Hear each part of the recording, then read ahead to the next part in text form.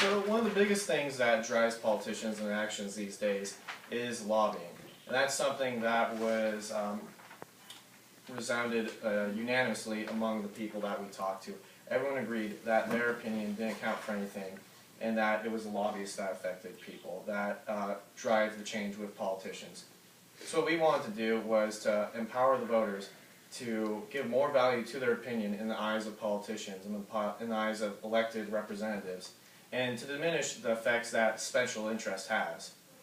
And there are already a lot of data, a lot of like score and rank cards based off of like what political contributions that certain individuals receive, as well as to how they fall through on the rhetoric. We see a lot, especially from environmental issues, that politicians will espouse a lot of rhetoric towards certain actions, but when they go to propose measures, they're not significant at all.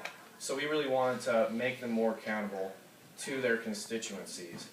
And so the way we wanted to look about doing that is to give the constituencies, give the individuals, the voters, the information that's out there. That way you essentially create a stronger voting block of people that are educated on the candidates, educated on the representatives, and to keep them more accountable. So that way the representative is in more fear of losing that voting block and is less likely to follow the way of special interest.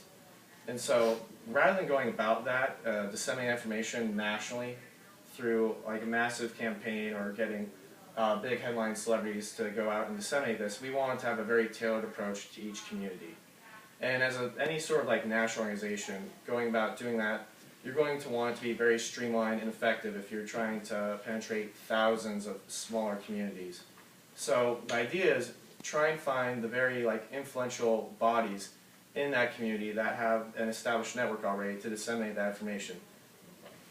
Now, in order to make that a very effective and streamlined process, the idea is you create an algorithm which would take in all the members of that community, whether it's individual citizens, like small business chains, smaller elected officials, like city officials or academic institutions or cultural bodies. It would take that entire population, sort through them using factors such as like, is their image positive or negative in the community?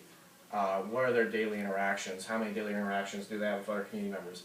It'll sort through that using things such as like consumer databases, filing of complaints to the Chamber of Commerce, interactions on social media sites. And it'll spit out a ranking of all the different entities in which you can appeal to them with your message so that they will hopefully disseminate that.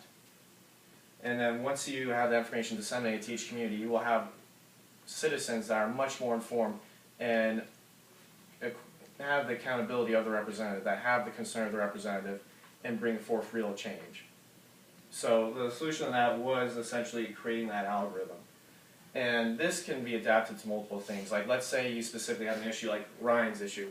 Ryan is like a national coordinator for a campaign that really wants to reduce electrical consumption.